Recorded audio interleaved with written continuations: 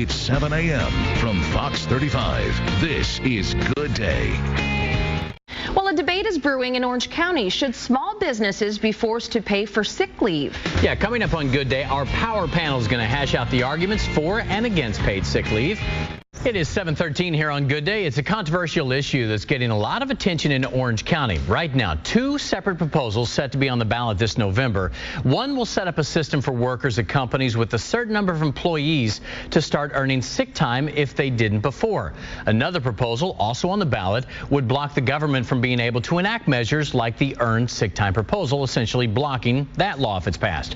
Joining us now on Good Day to talk about it is Mark Moore. He's a business owner who opposes the sick time initiative, and Homer Hardage, a small business owner who supports the idea. So Homer, let's start with you. Why do you think, as a small business owner, why do you think workers need a law like this? Well, it's one thing to say they need a law, but the main thing we have now is that workers are in an unstable situation. They don't have control of their health. We're worried now about people going to work and not being healthy, not being sick, not being able to take care of their kids. Earned sick leave is just a way to stabilize our family, improve our local economy, and give our families some control of their health care. You say you disagree. Why is that? Well, I think the idea itself is actually a really honorable idea. I think its intentions are fantastic. However, I think it's very short-sighted.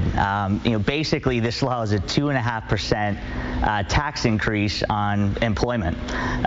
So, in a sense, every employer out there that's not offering this right now is going to have a 2.5% increase to their payroll.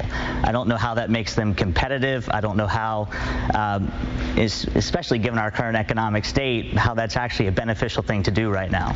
Now, Homer, what about this? I know a lot of people, you've heard this from some people, they say, it should be a business's decision. If a business wants to be viewed as more employee-friendly, then they do something like this. But why force businesses to do it? Well, first of all, let me address the comment about every business being subjected to a 2% increase in their payroll. That's just not accurate. This law would only affect businesses that have more than 15 employees. And secondly, employees would have to show a medical slip before they get this leave.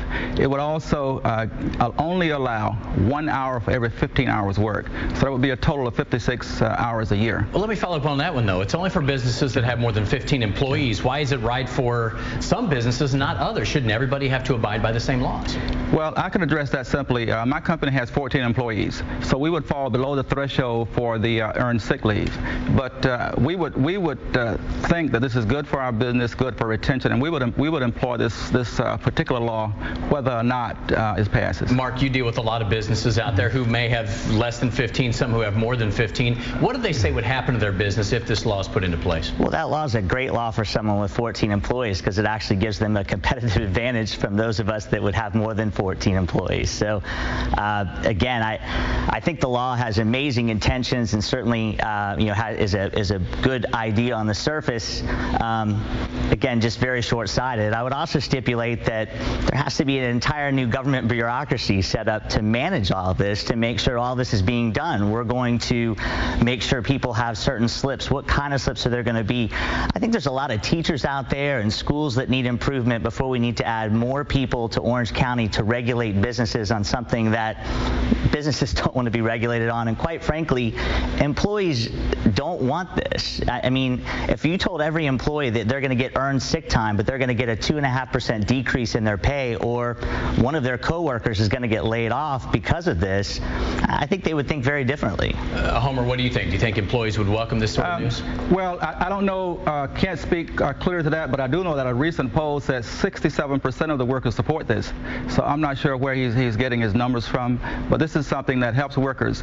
Now, in terms of workers losing income, there's no indication of that from any polls. The Institute of Women's Research has shown that this not only helps workers, but it also saves the county money. Each time a worker comes to work sick, he runs the risk of making other workers sick. Each time you lose a worker because they don't come to work and they are dismissed or they have a job loss, a business has added costs of retention. I have those costs now. This would be a great benefit to people like myself and to other businesses as well. All right, Mark, we started with Homer. We'll leave the last word to you. Go right ahead. What do you want to see happen here?